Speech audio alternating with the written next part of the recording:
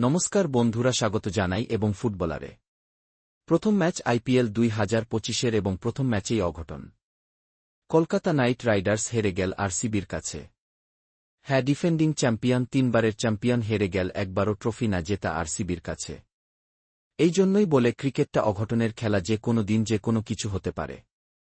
এবং আমি এটাও বলতে পারি যে কলকাতার গায়ে নুনের ছিটে দিল ফিল সল্ট। হ্যাঁ, ফিল সল্টকে কলকাতা হারানো অনেক ফ্যানই দুঃখিত হয়েছিল যে ফিল সল্ট লাস্ট ইয়ার কেকেআরকে চ্যাম্পিয়ন করার পিছনে একটা ভূমিকা তো বড় সড়ো রেখেছিল। সেই ফিল সল্টকে কলকাতা নাইট রাইডার্স এবছর হারিয়েছে। তার জায়গায় ডিকক এসে প্রথম ম্যাচে 4 রান করল।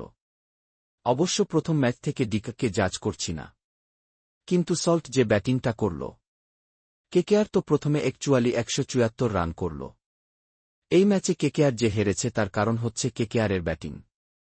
ইডেনের পিচে 174 রান কখনো এনাফ নয়, তাও হোয়াটসঅ্যাপের বোলিংয়ের বিপক্ষে। যে বোলিংয়ে হেজেলউড ছাড়া আর অন্য কোনো ভালো বলার খুঁজে পাওয়া মুশকিল।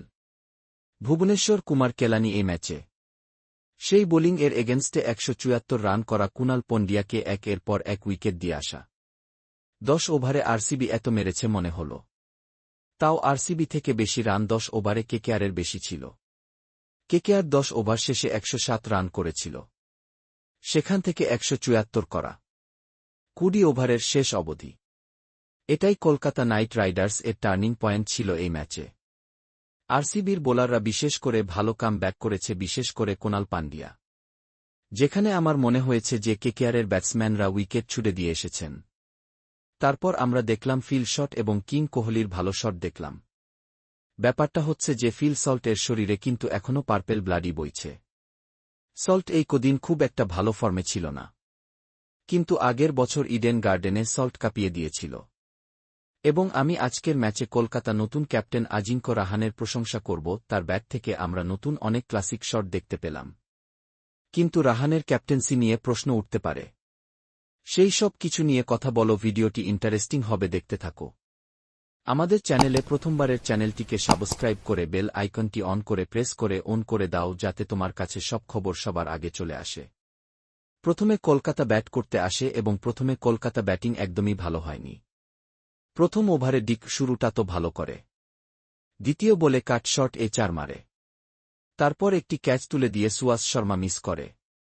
তারপরের বলে ডিকক কিন্তু আউট হয়ে যায়। প্রথম 3 ওভারে কিন্তু হয়েছিল ক্লাসিক ব্যাটিং। ভাই, আজকের ম্যাচে কেকেআর ফ্যানের নেয়ার মতো জিনিস খুব বেশি নেই, তবে যেটা একটা থাকতে পারে রাহানের ক্লাসিক ব্যাটিং। কিভাবে শট খেললে 4 নম্বর ওভারে 2টি 6 একটি 4 মারে।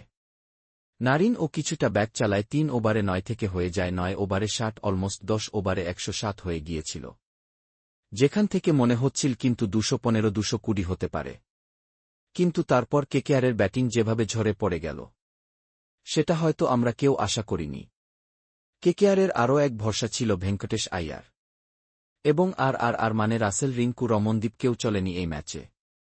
বরং রঘুবংশীর ব্যাট থেকে কিছুটা রান এসেছে। যেখানে মনে হচ্ছিল কেকেআরের 220 করা উচিত, সেখানে হল 175। আরসিবির বিরাট কোহলি এবং ফিল সল্ট আরসিবি দলের অর্ধেকের বেশি রান তুলে দেন এবং স্পিনারদের নিয়ে আসতে হতো পরের দিকে, কিন্তু আগে নিয়ে এসেছে কারণ উইকেট পারছিল না। কেকেআর প্রচণ্ড মার খাচ্ছিল।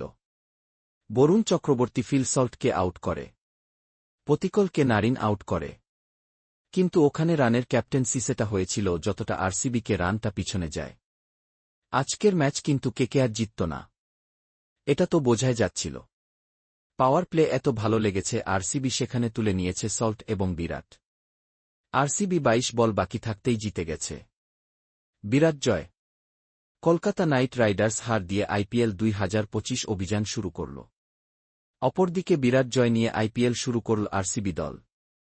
আজকের ভিডিওটা এই পর্যন্ত। ভালো লাগলে like, comment, share and subscribe করে বেল আইকনটি প্রেস করে নোটিফিকেশন অন করে রাখবেন।